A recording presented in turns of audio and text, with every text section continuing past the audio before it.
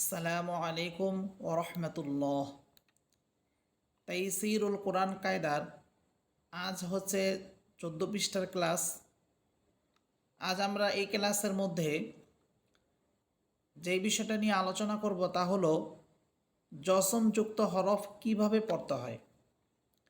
আমরা এটাকে যসমও বলতে পারি, আবার অনেকে এটাকে সাকিনও বলে থাকে, কিন্তু যসম এবং সাকিন এই দুটারই একই নাম।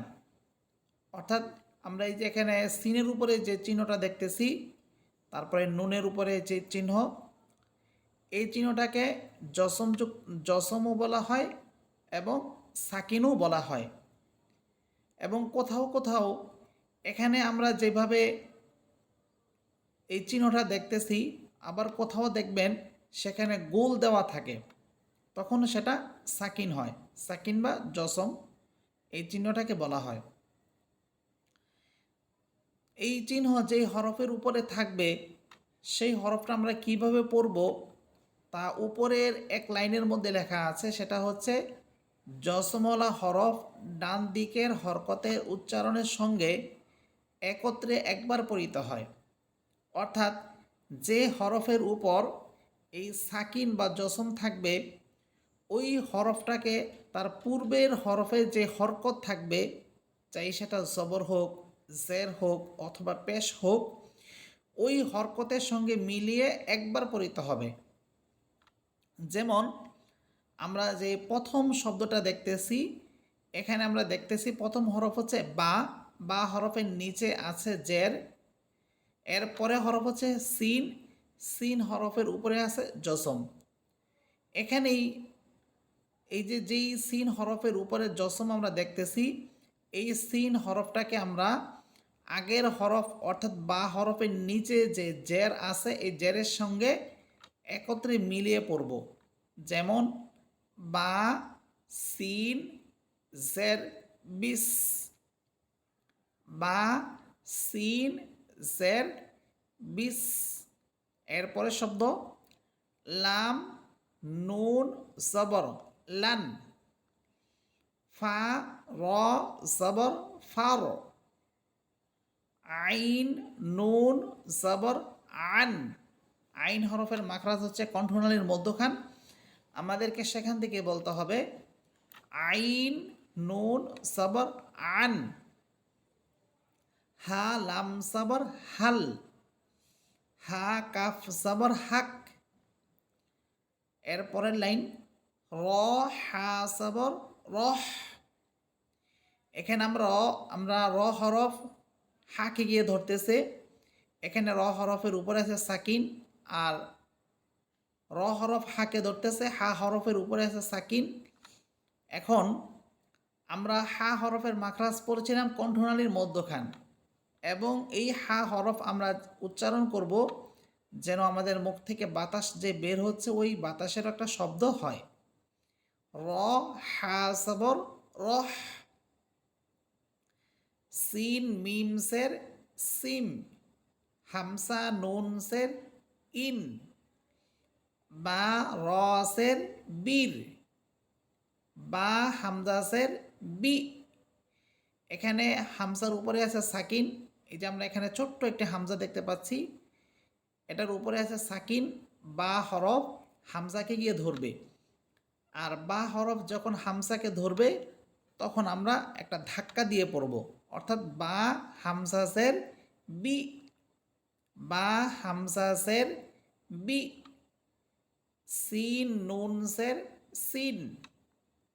কাফ, অফ, লাম, পেশ, উল। অফ এটা এর মাখরাজ হচ্ছে কণ্ঠনালীর জিব্বার গোড়া, তার বরাবর উপরে তারুর সাথে লাগবে। এটা হচ্ছে কফ হরফের মাখরাজ। কফ, লাম, পেশ, কুল। অনেকেই কফ হরফকে কাফ হরফ বলে, অর্থাৎ কুল এভাবে বলে। কুল এভাবে হবে না, বরং এটা হবে কুল। কুল। কফ, লাম, পেশ, কুল। হা, মিম, পেশ, হুম।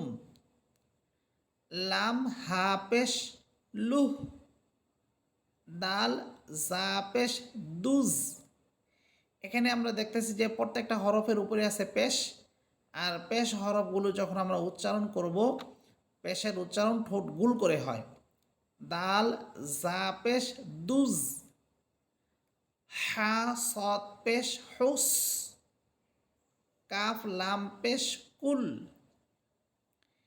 হামসা র সবর আর, সিন জবর সা, আর সা, লাম সবর লা, আর সালা।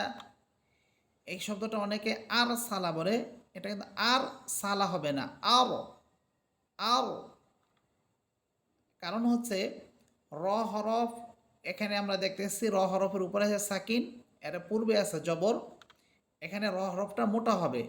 এর বিশদ আলোচনা সামনে আসবে, যেহেতু এখানে এই বিষয়টা এসে গিয়েছে এই জন্য আমি একটু বলে দিলাম যে এখানে র হরফটা মোটা হবে।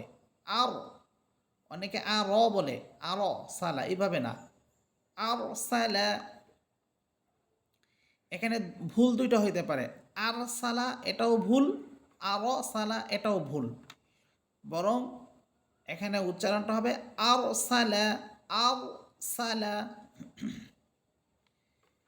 হামসা কাফ সবর আক, র সবর র, আক র, মিম সবর মা, আক র মা, হামসা হা সবর আহ, মিম সবর মা, আহ মা, দাল পেশ দু, আহমাদু, হামসা কাফ সবর আক, বা সবর বা, র পেশ রু, আকবারু, হামসা মিম সবর আম, র দুই সে রিন, আমরিন, হামসা ফা সবর আফ, লাম সবর লা, হা সবর হা, আফলাহা, হা পেশ হো, শিনজের শি, হোসি, রতা সবর রত, হোসি রত। এখানে হোসি রাত হবে না, বরং হোসি রত, কারণ র হরফ এটা মোটা, আকার ছাড়া পড়তে হবে। হোসি রত,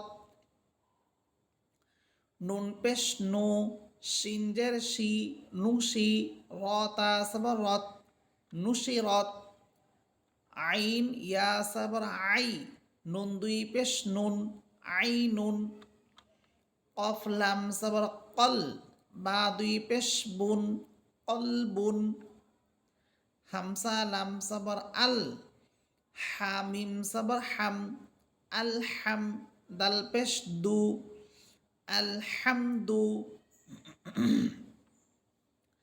তা আইন সবর তা, র সে রি, তা রি, ফা পেশ ফু, তা রিফু।